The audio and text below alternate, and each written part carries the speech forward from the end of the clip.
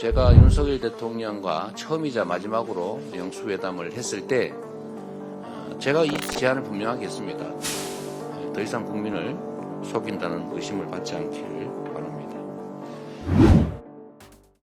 네, 국민 여러분 새해 복 많이 받으시기 바랍니다. 긴 설 명절 연휴가 끝났습니다. 살을 내는 경제 한파, 거기다 대설, 폭한으로 안전사고가 많았습니다. 어느 때보다 힘겨운 명절이었습니다. 특히 28일 밤에 발생한 항공기 화재 사고 때문에 많은 국민들께서 놀라셨을 것 같습니다.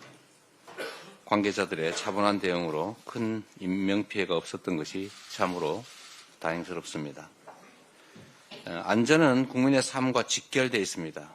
돌다리가 아니라 쇠다리라도 두들기고 건너는 그런 경각심이 필요합니다.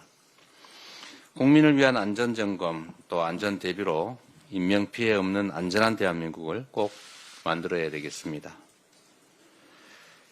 연말 연시와 설 명절 전후로 우리 민주당 지방정부들이 주도한 적극적인 지역화폐 발행 때문에 해당 지역은 얼어붙은 지역 경제의 온기가 좀 살아났습니다. 약 2천억 정도의 예산을 특별히 마련해서 2조 원가량의 지역화폐를 발행했는데 지역사회에서 아주 효과가 컸다는 보도들이 이어지고 있습니다. 장기화된 경기 침체 그리고 계엄과 내란 때문에 텅텅 비었던 시장 골목이 잠시나마 밝아진 것 같습니다.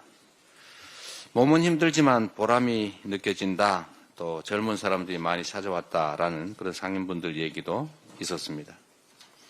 국민의 목소리가 반영된 적극적인 정책이 민생 활력의 희망이 됐습니다. 겨우 2천억, 우리 지방정부들이 안 그래도 어려운 재정 형편에도 불구하고 어렵게 마련한 소액인데 그 2천억으로 정말로 많은 분들이 온기를 느꼈다는 점 재정당국이 한번 생각해 보시길 바랍니다. 모건 스탠리가 이렇게 발표했습니다. 한국이 경기 부양을 위해서 20조 원 규모의 추경을 편성해서 집행한다면 경제 성장률이 0.2%는 높아질 거다라고 했습니다. 민생 경제를 살릴 추경 그리고 민생의 온기를 불어넣을 민생지원금이 꼭 필요한 상태입니다. 민생지원금의 차등 지원, 선별 지원 다 괜찮습니다. 만약에 정부나 여당이 민생지원금 때문에 추경 못하겠다 이런 태도라면 우리 민생지원금 포기하겠습니다. 뭐 효과만 있다면 민생지원금 아닌 다른 정책인들 무슨 상관이 있겠습니까? 효율적인 민생지원 정책이 나온다면 아무 상관없으니 어떻게 해서든 추경을 신속하게 편성하기를 다시 한번 권고드립니다. 정부가 하겠다고 하는 예산 조기 집행 이것도 뭐 필요하긴 한데 좀 빨리 집행한다는 것뿐이지 이 총 지출은 늘어나지가 않습니다. 똑같습니다. 조삼모사 아닙니까? 뭐 조금 빨리 하는 게 조금 더 도움이 되긴 하겠지요. 근데 이게 대책이 될 수는 없다 이 말씀을 드립니다. 추경만이 죽어가는 민생 경제의 심장을 다시 살릴 것입니다. 국민의힘 그리고 정부 여당의 각성을 촉구합니다. 연금 얘기를 안 할 수가 없습니다. 이제 새로운 희망을 만들어야 됩니다. 국민연금 개혁의 중요성이 참으로 강조되고 있습니다. 국민의 더 나은 삶을 위한 연금 개혁, 이거 누가 제안했느냐 중요하지 않습니다. 국민의힘의 성과로 만드십시오. 윤석열 정부가 뭐 4대 개혁한다고 열심히 연금 개혁 얘기를 했는데 막상 민주당이 양보를 해서 합의가 될 것 같으니까 갑자기 태도를 돌변했습니다. 인정하십시오. 연금 납부율 13% 합의됐지 않습니까? 소득 대체율 44% 국민의힘이 주장했습니다. 민주당 50% 주장하다가 45%를 양보해서 합의하자고 했습니다. 국민 여러분께서 기억하시는 것처럼 제가 윤석열 대통령과 처음이자 마지막으로 영수회담을 했을 때 제가 이 제안을 분명하게 했습니다. 저는 45% 주장을 했지만 합의의 여지가 있다. 협상의 여지가 있다고 말씀드렸고 그때 당시 대통령께서 뭐 44% 합시다. 국민의힘 안대로 합시다. 또는 뭐 44.5로 합시다. 44.01%로 합시다.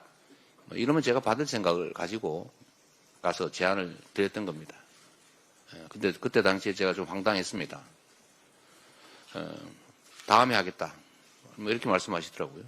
그러더니 갑자기 국민의힘에서 조건을 갖다 붙였습니다. 44%에다가 구조개혁을 동시에 해야 된다. 이런 이상한 조건을 붙였어요. 구조개혁이 됩니까? 그렇게 쉽게. 안 되잖아요.